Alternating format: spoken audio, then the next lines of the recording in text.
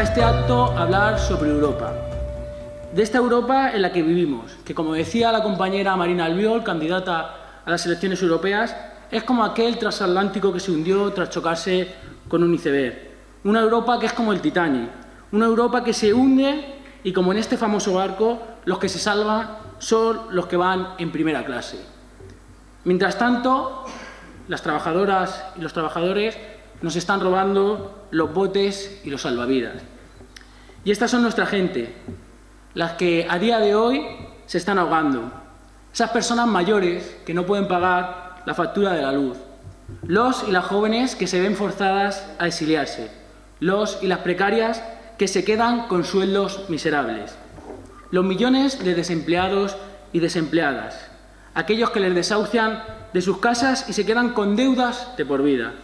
Estas son nuestra gente, a quienes dirigimos nuestro discurso, porque también somos nosotras las que sufrimos esta situación. Porque somos parte de esas mujeres que la derecha y la jerarquía católica más rancia y machista quieren volver a encerrar en sus casas. De esas personas migrantes a las que se les niega la sanidad pública. De esas familias que no pueden hacer ni una comida digna al día o que no pueden pagar sus hipotecas y se ven sin un techo. Tenemos que organizarnos para acabar con la Unión Europea antidemocrática y de las desigualdades. Esta ha sido nuestra tarea durante mucho tiempo y por supuestísimo también lo va a ser durante toda esta campaña electoral de Izquierda Unida, que está recorriendo todos los rincones del país para explicar nuestra alternativa al bipartidismo en Europa. La militancia de Izquierda Unida tenemos estos días una tarea importantísima, la tarea de movilizar a la ciudadanía mediante el boca a oído, calle a calle, barrio a barrio, para que sea posible construir entre todas y entre todos, entre todo el pueblo, una Europa de justicia social, una Europa socialista. Esta es nuestra campaña. Hay que tener fuerzas y generar ilusión por la Europa que podemos construir si nos unimos toda la clase trabajadora. Ilusión para dar la batalla por nuestros derechos, por esa Europa que ponga los recursos al servicio de la mayoría social. Una Europa en la que los señores, por llamarlo de alguna forma, Botín, Villar Mir, Florentino Pérez, Amancio Ortega, Alierta, no continúen robándonos y explotándonos, no continúen acaparando nuestros recursos, ya que en la Europa que desde Izquierda Unida proponemos, en nuestra Europa, los recursos estarán en manos públicas para generar puestos de trabajo y desterrar de una vez por todas el paro y los desahucios de nuestro país. Por supuesto, será una Europa sin muros, sin alambradas asesinas, sin OTAN y sin fascistas. Tenemos el programa, tenemos las ideas, las ganas, y ahora tenemos que ser capaces de sumar a millones de personas a este proyecto. Estamos ganando batallas en las calles, el pueblo se está organizando en mareas, en plataformas, en marchas, en redes, exigiendo nuestros derechos, plantando cara a los poderosos, señalando a los culpables de los desahucios, de los saqueos, del paro, de esta crisis estafa que estamos padeciendo. Esos culpables que no son otros que los que se sientan en los consejos de administración del IBEX 35 y que ganan 75 veces más que los trabajadores que trabajan en sus empresas. Esos que aplauden y felicitan a Rajoy. Por cierto, solo en esa foto había hombres, cuando nos recortan los salarios a la clase trabajadora. Y en esta campaña también tenemos que señalar a sus cómplices, tanto en la Moncloa como en Bruselas, que no es ni más ni menos que el bipartidismo del Partido Popular y del Partido Socialista, que son los partidos del régimen, los que siguen los dictados de la Troika sin protestar, los de las reformas laborales, los de las reformas constitucionales o los de los recortes en pensiones, por poner solo algunos ejemplos. Desde Izquierda Unida apostamos por desalojar de las instituciones a los cómplices de la Troika, al bipartidismo, ya que aunque se empeñen en decir que no son lo mismo, la realidad es tozuda y se empeña en desmentirlo. Ellos han votado juntos 3 de cada 4 veces en el Parlamento Europeo, en cuestiones como en priorizar el pago de la deuda por encima del gasto social, sobre el Tratado de Libre Comercio con Estados Unidos que se está negociando a espaldas de la ciudadanía o de la directiva Bolkestein. Nos están arrebatando nuestras conquistas sociales, mientras ellos se enriquecen con lo que es nuestro. Nosotras no podemos quedarnos en casa, en el sofá, no podemos quedarnos de brazos cruzados. Ante esta situación que estamos sufriendo, no cabe la abstención. El único camino es la movilización, la lucha y la participación. Tenemos que llenar este 25 de mayo las urnas de ilusión, de rebeldía y de cambio, llenándolas de votos de esta fuerza política, de Izquierda Unida, para llenar las instituciones europeas de europarlamentarios y europarlamentarias como Billy Meyer, Marina Albiol, Javier Couso o Lara Hernández, para que luchen por los de abajo, para que luchen por nuestra clase. Estas elecciones tienen que ser un sopapo al bipartidismo, a esos que sin pensarlo dos veces han estado aplicando todas y cada una de las medidas recomendadas por el Banco Central Europeo, por el Fondo Monetario Internacional y por la Comisión Europea. En estos momentos la calle es un clamor, como pudimos comprobar el 22M o el 1 de mayo. Y ahora tenemos que trasladar esas luchas a las instituciones, al Parlamento Europeo. Esa es nuestra campaña, compañeros y compañeras. La campaña de los y las que queremos conquistar las instituciones, arrebatándoselas a los poderosos, para ponerlas al servicio del pueblo. Porque, con esto quiero terminar mi intervención, los poderosos tienen miedo, tienen mucho miedo al poder de la gente. Sin más, paso a presentaros a la compañera que va a intervenir en este acto. Ella es diplomada en Educación Social y licenciada en Antropología. Actualmente es miembro del Consejo Político Federal de Izquierda Unida y una aguerrida diputada en la Asamblea de Madrid, aunque anteriormente también fue concejala en el Ayuntamiento de Rivas Vacia Madrid. Es un referente por su lucha contra los recortes en los servicios públicos y contra la corrupción. Una mujer que cada vez que va a un plató de televisión o a una radio pone en su sitio a los Maruendas, a los Indas o a los Alfonso Rojos y compañía, al igual que lo hace con la bancada popular en la Asamblea de Madrid. Ella es la compañera Tania Sánchez. Os dejo con ella. Salud y República, compañeros.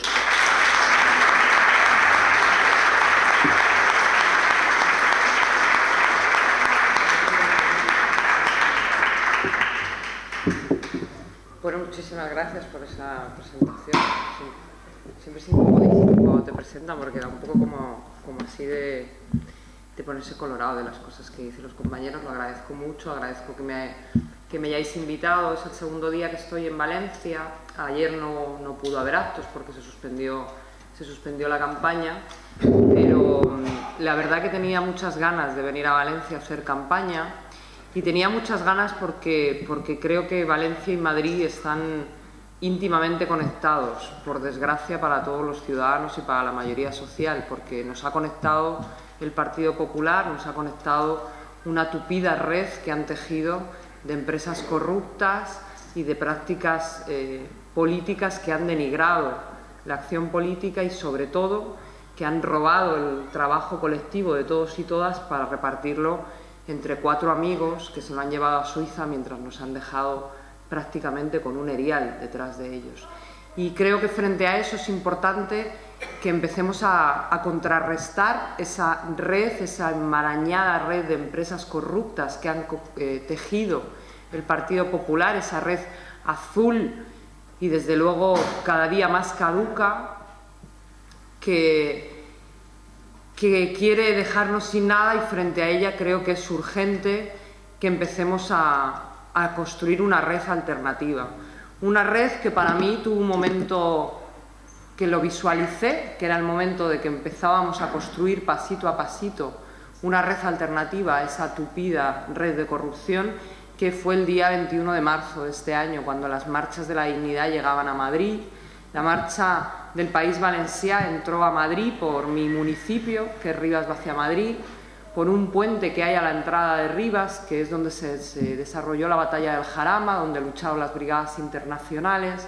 donde tuvo lugar uno de los momentos más importantes y donde se decidió buena parte del futuro de aquella terrible guerra, ¿no? Y Madrid y Valencia estaban conectados en aquel momento por ser capitales de la República. Los que secáis a los chicos del maíz, ya sé que lo dicen en una canción y que estoy parafraseándoles, pero bueno, la historia está ahí también para contarla, aunque la estén contando también ellos. Y en eso a nosotros nos han derrotado durante mucho tiempo y nos han quitado esas conexiones. Y creo que el día 21 de marzo yo sentí que empezábamos a reconstruir un proyecto distinto de país y que recuperábamos un sueño colectivo de país distinto y que éramos capaces de empezar frente a su red de corrupción y de desvergüenza a tejer una tupida red de dignidad, de lucha, de justicia social, de igualdad y de un futuro mejor. Una red que desde luego tiene mucho que ver con la red simbólica que ha tejido la plataforma de afectados por las hipotecas, que ha sido capaz de acoger a todo aquel que estaba a punto de caer, no sabía dónde ir, que no sabía dónde ir y que no sabía qué hacer ante una situación tan dramática como perder el hogar, y que ha sido capaz de levantar a miles de familias que estaban en esa situación y de construir solidaridad en torno a ellos. Una red que ha sido capaz de empezar a poner en marcha todo un despliegue de redes de solidaridad popular para atender a la gente que no tiene dónde comer, que necesita apoyo cultural para las familias, que necesitan libros para los menores, que necesitan toda una serie de actividad. Y toda esa red que se está empezando a construir paso a paso necesita invariablemente que tenga una respuesta y que tenga un reflejo en las instituciones. Durante años se ha debatido en muchísimos espacios si la calle, si las instituciones, si eran cosas que estaban peleadas entre sí. Y durante muchísimos años, y lo hemos estado a lo largo del día hablando, yo he llegado a Elda a las 7, era cuando llega, a las 7 de la mañana desde Gandía, lo cual hace que hace un montonazo de horas que estoy despierta, y hemos tenido la oportunidad de hablar de cómo es Elda, de cómo ha sido su historia, de cómo se ha ido construyendo y de cómo ha llegado a la situación actual en la que está. Y eso me permite saber que si hay algún sitio donde tenga sentido explicar lo que significa la Unión Europea y tenga sentido explicar por qué es imprescindible cambiar lo que está pasando en la Unión Europea como primer punto de un proceso de cambio que tiene que seguir y que tiene que profundizarse, desde luego es Elda. Mirad, para vosotros y vosotras no es nuevo que se destruyan esas redes de solidaridad. Para vosotros y vosotras no es nuevo que aquellos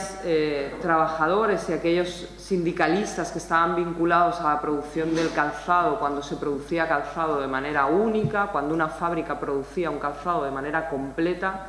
tuviesen una pelea durante días y días y días hasta conseguir que los empresarios del calzado cedieran y reconocieran que tenían que garantizar las condiciones de vida digna de las familias y de los trabajadores del calzado. Y eso fue una conquista y seguramente duró muchísimo tiempo y seguramente permitió que muchísimos trabajadores y trabajadoras tuvieran acceso a una vida digna. Pero mirad, de alguna manera, el miedo que tuvieron los empresarios aquellos ante una ciudadanía organizada, ante unos trabajadores conscientes, se diluyó, y se diluyó porque empezaron a encontrar una cosa maravillosa, que es que las instituciones se aliaron con esos empresarios y no con su pueblo y no con sus trabajadores. Y empezaron a encontrar cómo era fácil que los responsables de la Diputación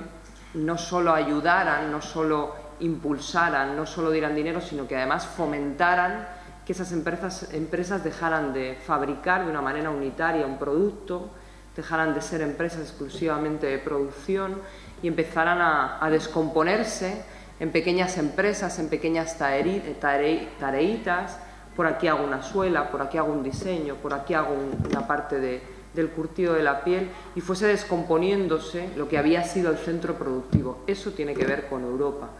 Como Europa, en lugar de construirse pensando en las necesidades de cada uno de los países, en las realidades productivas de cada uno de los países, se construye pensando en la riqueza y en maximizar la riqueza del capital y de los dueños de las empresas. Y eso hace, y vosotros lo habéis vivido seguramente antes que otros lugares de España, eso hace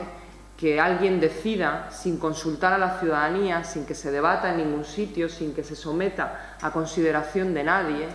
que se decida, porque así lo pactan los grandes partidos, porque así lo pacta la socialdemocracia europea y los populares europeos, que no son otros que el Partido Popular y el Partido Socialista de nuestro país, se decida que nuestro país tiene que dejar de tener producción, tiene que dejar de tener innovación, tiene que dejar de tener agricultura, tiene que dejar de tener campo y tiene que empezar a tener exclusivamente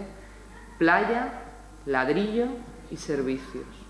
Y eso es lo que le ha pasado a este país. Cuando hablan de la crisis, de las hipotecas, de los abusos, de que hemos vivido por encima de nuestras posibilidades, quieren que olvidemos que previamente alguien decidió que este país iba a desmantelar sus industrias productivas, que iba a vender sus sectores estratégicos, la electricidad, la telefonía, la gasolina, Repsol. ¿Os recordáis cuando Repsol era español? Pues todo eso se vende. Todo eso se vende y se construye un modelo de país que empieza a ser dependiente de los países de su alrededor, que deja de ser capaz de garantizar el bienestar colectivo de su gente, que deja de distribuir la riqueza que produce su gente entre sus propios ciudadanos y garantiza el bienestar colectivo y el desarrollo futuro y el soñar con que nuestros hijos y nuestros nietos vivan mejor de lo que vivimos nosotros, y se le empieza a condenar a ser una colonia de Alemania, que es el centro de Europa. Esta es la clave del modelo que se ha construido Europa. Un centro que se llama Alemania, donde manda la banca alemana, tampoco mandan los ciudadanos alemanes, tampoco mandan sus parlamentos, manda la banca alemana, que necesita de un entorno donde poder comerciar en condiciones óptimas para garantizarse el máximo de beneficio. Esto es lo que se construye el modelo Europa. Ese fue como se empezó con aquellos tratados económicos, y ese fue lo que se ratificó en Maastricht, cuando Izquierda Unida ya veníamos diciendo en aquel momento que aquel tratado, que aquel modelo que se construía de Europa iba a acabar con la Europa que salió de la Segunda Guerra Mundial, que era la Europa de los derechos, la Europa de la libertad, la Europa de la solidaridad, la Europa del futuro, de la cultura, de la mejora, del desarrollo. Iba a ser la Europa del mercado libre, donde se iba progresivamente a garantizar la máxima libertad, el máximo movimiento y el máximo margen de beneficio al capital y a los capitalistas, mientras se sometía a sus poblaciones a un progresivo deterioro. Y aquello que a muchos les llamaron locos, que dijeron que no era cierto, que estábamos contra el progreso, que no queríamos avanzar, que no queríamos ver un país mejor, que éramos personas anticuadas, que seguíamos hablando de algo que ya no existía, que era la lucha de clases y que la historia había acabado y que lo íbamos a superar. Esa fue la base con la que se construyó el inicio del modelo de la Europa que hoy tenemos. Y frente a eso nosotros en su momento dijimos que era no solo inaceptable, sino que además era una farsa porque no pasaba por ningún estamento democrático. Y ante eso nosotros ya dijimos que había que cambiar ese modelo y que había que hacer una cosa que nosotros volvemos a intentar hacer en estas elecciones europeas, y es buscar una alianza de esos países del sur, de esos países a los que alguien ha decidido que tenemos que ser colonias de otros, colonias de las grandes bancas del centro de Europa, y que debíamos buscar una alianza para garantizar que había, frente a esa Europa de los mercaderes, una ciudadanía organizada, una ciudadanía luchadora y una ciudadanía que no iba a permitir que se nos quitaran los derechos. Ese fue el primero de los tratados, el inicio de la gran idea de lo que iba a ser Europa, y continuó en esa construcción de ese modelo. Luego vinieron las directivas Bolkestein, que también ha hablado de ellas, vinieron esa Carta de Derechos que, a pesar de que fue tumbada en 2 países, se volvió a reeditar, y lo que hizo, como, bueno, pues si no os gusta y no vais a respaldarla democráticamente, lo que hacemos es que no se vuelve a votar y todos están amigos, ¿no? Pero ya hay una carta que está en ejercicio. Y frente a todo eso, nosotros ya dijimos esto hay que acabar. Pero nosotros y nosotras no queremos decir teníamos razón y sumaros a esta reflexión. Nosotros lo que pretendemos en esta campaña es pensar colectivamente que aquí no acaba, que no está todo perdido, que no está todo desmontado, que no está todas las batallas perdidas, y que todavía queda mucho margen. Nosotros y nosotras decimos que este es el momento en el que se inicia un ciclo electoral que va a ser largo, que va a ser duro, que va a durar hasta las elecciones generales en el 2015, pero que empieza con estas elecciones europeas, y que por eso es muy importante trasladarle a la gente que este es el momento en el que hay que ir a votar, porque hay una cosa muy importante en la construcción de las sociedades y de los proyectos colectivos, y es creernos que son posibles, y es creernos que hay una posibilidad de que sea cierto un cambio. Y por eso necesitamos un primer impulso de ilusión en el que el resultado sea claramente mandar dos mensajes, uno a los gobernantes de otro país y otro a los gobernantes que hay en Europa. A los gobernantes de este país hay que decirles el día 25 que no nos engañan más y que ya sabemos desde hace demasiado tiempo que por mucho que quieran salir en televisión haciendo que se pelean a todas horas, que por mucho que quieran aparentar que están completamente en contra y que son las antípodas de las posiciones políticas, sabemos, porque lo sufrimos cada día, que forman parte de un mismo proyecto, que es este proyecto de Europa que deja fuera a los países del sur como el nuestro y que condena a sociedades como la española a una vía sin retorno hacia el subdesarrollo. Eso hay que decirle a nuestros gobernantes de ese país. Y desde luego se lo hemos dicho en las marchas, se lo hemos dicho en las luchas contra la privatización, se lo dicen nuestros compañeros y compañeras cada día en el Parlamento, como Marina, como yo, como Gaspar, como Billy en el propio Europarlamento, Cayo, Centella, todos se lo decimos. Cada lucha que se produce le dice al bipartidismo: no nos podéis seguir engañando. Pero es importantísimo decírselo también en las urnas, porque al final ellos, cuando hablan de sus mayorías silenciosas, que las contraponen a nuestras luchas, que las contraponen a nuestras peleas, que las contraponen a nuestras marchas, que las contraponen a nuestras huelgas y que las contraponen a nuestro sufrimiento y a nuestras mayorías silenciosas que mueren en silencio sin que se suspenda la campaña, sin que se haga ruido en los telediarios, frente a eso hay que decirles que hay una mayoría que va a dejar de ser silenciosa también en las urnas, porque cuando ellos hablan de su mayoría silenciosa, hablan de que tienen un 60, un 70, un 80% de respaldo entre los dos grandes países, entre los dos grandes partidos, y que si este país necesita un acuerdo de los dos grandes partidos para salir adelante, ellos harán el sacrificio ideológico de llegar a un acuerdo. ¡Cuánta desvergüenza! ¡Cuánta desvergüenza! Llegará a un acuerdo oficialmente, primero porque lo necesite la banca, no este país, y segundo porque lo necesitarán ellos para sobrevivir. ¿O es que pensáis que el Partido Popular o el Partido Socialista van a tener alguna mayoría en el Parlamento Europeo para poner a un presidente que sea solo popular o solo de la socialdemocracia? No lo van a tener. No lo van a tener en el conjunto de los países de Europa, no van a sumar mayoría parlamentaria. ¿Y sabéis qué van a hacer? Van a cambiar y van a alternarse y van a llegar al primer pacto de esta nueva etapa, en la que la socialdemocracia y los populares nos van a hacer el inmenso favor, fijaos qué sacrificados que son ellos, que os van a hacer a todos vosotros el inmenso favor de oficializar el acuerdo que llevan tejiendo desde el inicio del proceso de la construcción europea.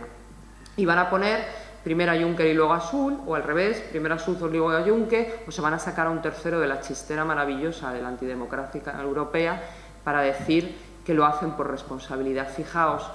el candidato del Partido Popular Europeo es el candidato que ha querido poner Merkel en el Partido Popular Europeo,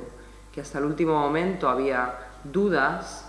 pero ya llegó los diputados del Parlamento, los diputados españoles del Grupo Europeo, a apoyar la propuesta de Merkel, no fuera a ser que el señor Rajoy fuera cuestionado por su jefa. Y en el caso de los socialdemócratas, la propuesta que llevan a presidir la comisión es el alemán Schulz, que es el socio de Angela Merkel en el gobierno de Alemania. Que dices, bueno, pues parece que ante eso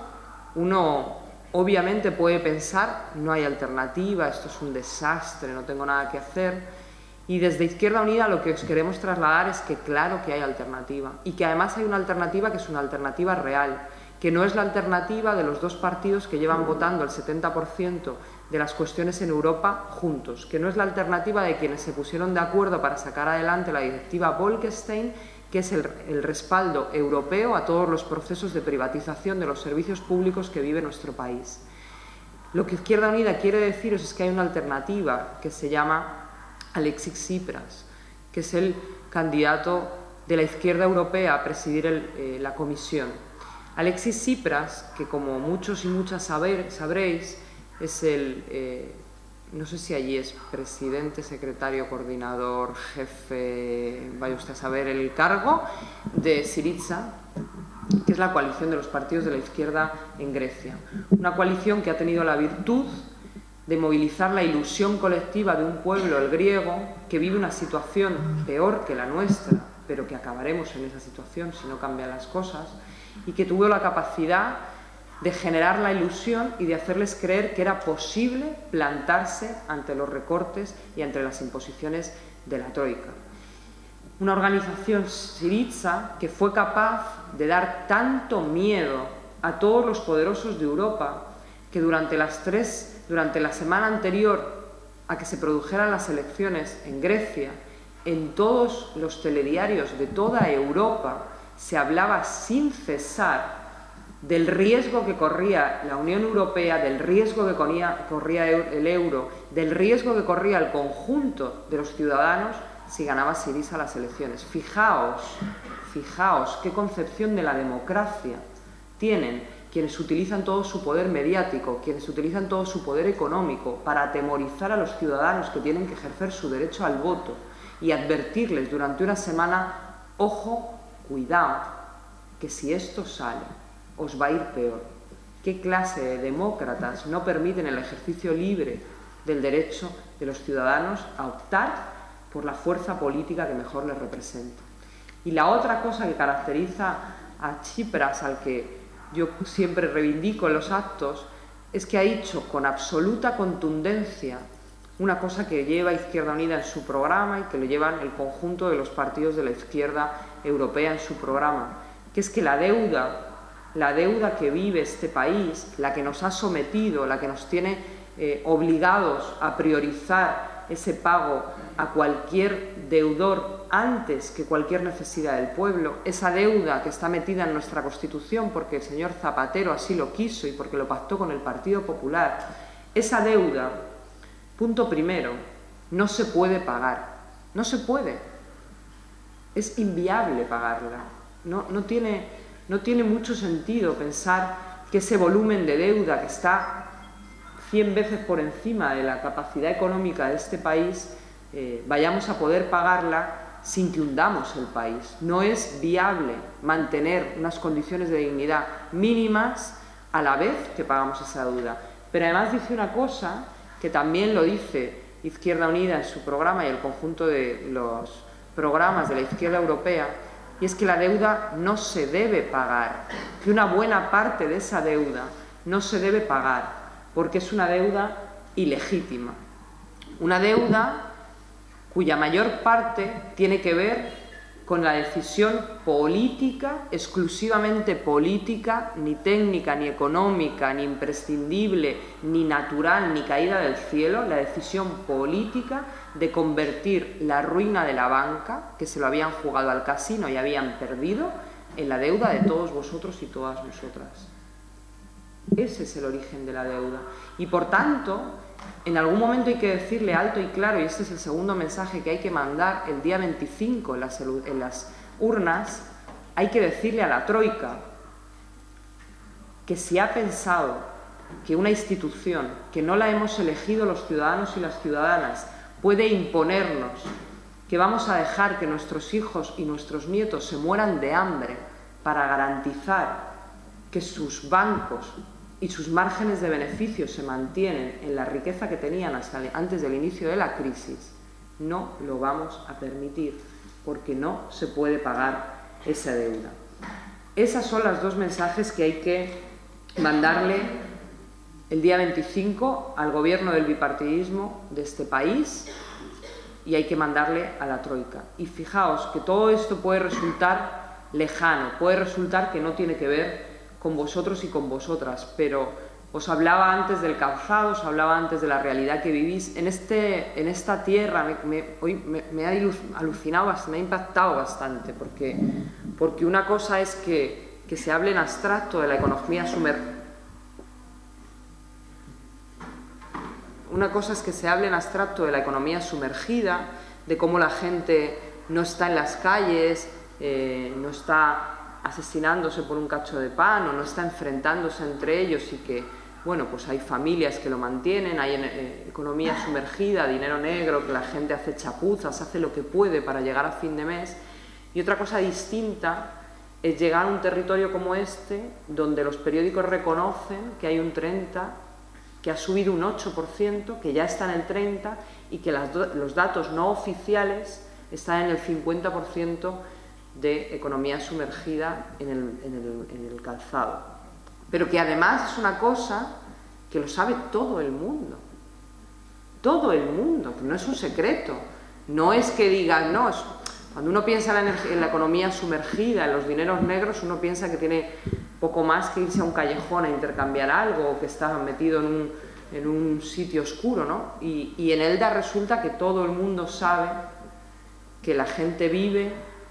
con condiciones de no dadas de alta, con condiciones muy por debajo de los salarios razonables, con condiciones absolutamente esclavistas, porque las industrias del calzado que se fueron deslocalizando progresivamente y que fueron generando esa desviación de un sistema productivo que generaba riqueza entre todos y que la distribuía hacia un sistema que solo concentra riqueza en los especuladores,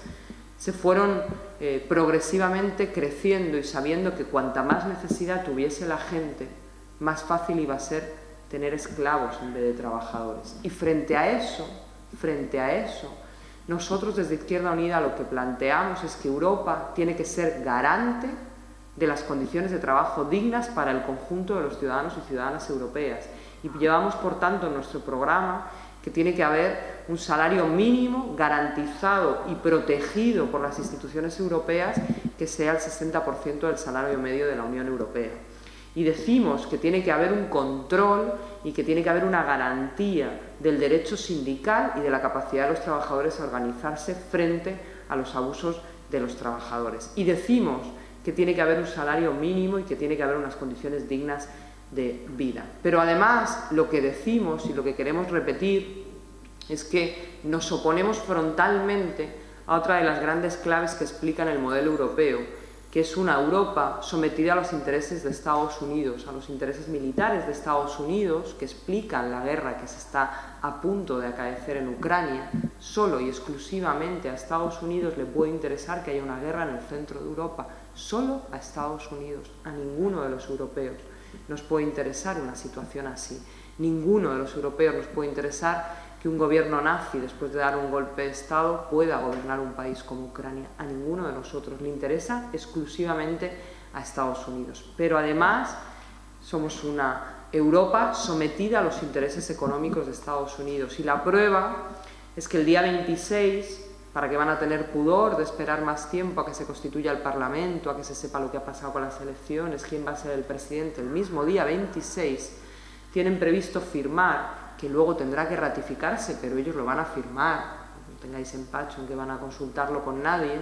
un tratado de libre comercio con Estados Unidos. Un tratado de libre comercio con Estados Unidos que es una vuelta de tuerca más para garantizar que mientras se siguen destruyendo los pequeños y las medianas empresas, mientras se siguen deslocalizando las industrias locales, como era la de Elda, del calzado, las grandes multinacionales pueden libremente intercambiar trabajadores, dinero, comercio, mercancías, mano de obra, en las condiciones óptimas que quieran establecerse las partes. Es decir,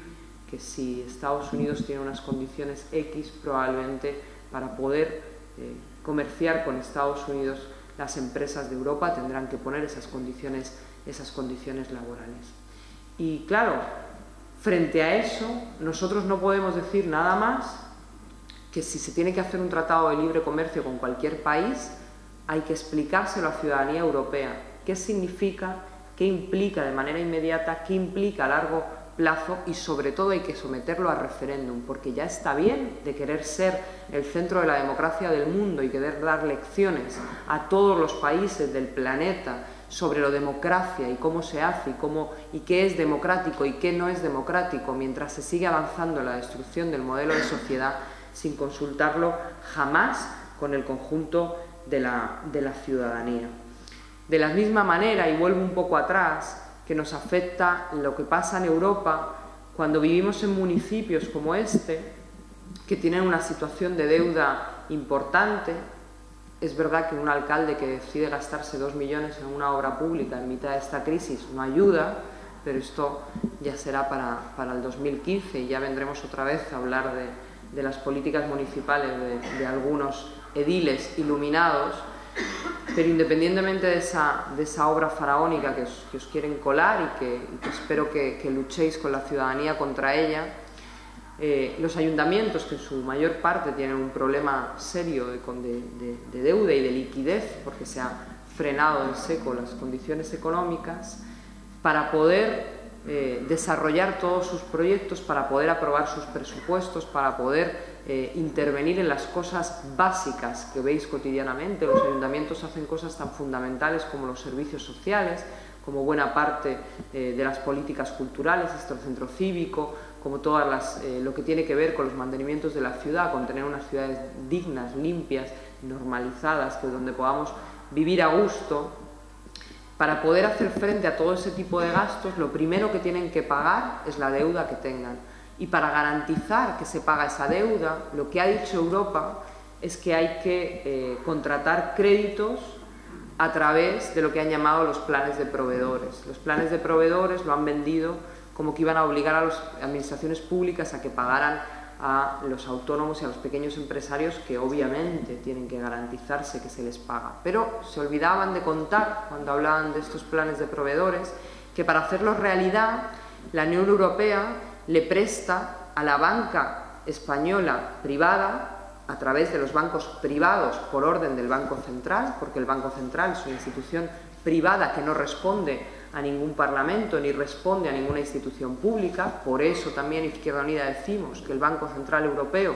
tiene que ser un banco público y que tiene que responder a los intereses del Parlamento Europeo y que tiene que tener la capacidad de actuar de manera directa sobre la moneda y sobre las dificultades económicas de los países, porque si no se hace así, pasa lo que está pasando ahora, que es que la banca privada le presta por orden del Banco Central a la banca española al 1%. Y entonces la banca española le presta a las administraciones públicas para que paguen a los pobres comerciantes y a los pobres empresarios de este país, a los que se les ha dado dinero, una media entre el 5,5 y el 6%. Es decir, que por cada euro que suelta la banca, nosotros pagamos 6, y entre medias otros 5 se los reparten entre los diferentes estamentos de la banca privada, tanto de Europa como de la banca española. Claro, no tiene ningún sentido. Es como un sistema perfecto en el que la banca siempre gana y en el que la ciudadanía siempre pierde. Y es normal, porque al final la institución europea está gobernada en su conjunto por gente que no ha sido elegida y por una mayoría política que desde luego no representa a vosotros, no me representa a mí, no representa al conjunto de la ciudadanía. Y ante eso, que uno tiene la obligación de preguntarse cómo ha sido posible llegar a esta situación, y hay una cosa que dice el vídeo de Izquierda Unida, y con esto ya me callo, que me estoy aburriendo a mí misma y habláis vosotros y vosotras. Hay una cosa que dice el vídeo de Izquierda Unida que a mí me gusta especialmente. Durante todo este proceso en el que nos han contado que íbamos a entrar a la Unión Europea y que por fin íbamos a ser modernos, íbamos a ser un país desarrollado, íbamos a ser superdemócratas, íbamos a ser felices y ricos para siempre, y nos han construido ese mito desde la transición hasta hoy de España como un país rico, para un día encontrarnos con que nada era verdad. Durante todo ese tiempo han hecho una cosa que es mucho más grave que todo lo que os he contado, y es que nos han convencido de que cada uno de nosotras y nosotras somos pequeños individuos que debemos preocuparnos de nosotros mismos y de nuestra familia y ya, que debemos ser islas, como dice el vídeo. Y nosotros y nosotras desde Izquierda Unida no queremos ser islas, queremos ser archipiélagos que lo que hacen es conectar pequeñas individualidades en un proyecto común para garantizar que el archipiélago en su conjunto está en las condiciones óptimas de dignidad, de desarrollo y de felicidad para el presente y para el futuro de nuestros países. Esa es la apuesta de Izquierda Unida, que tiene que ver con fundamentalmente democratizar Europa profundamente para devolverle la dignidad a la gente a través de un plante definitivo ante una deuda ilegítima. Gracias.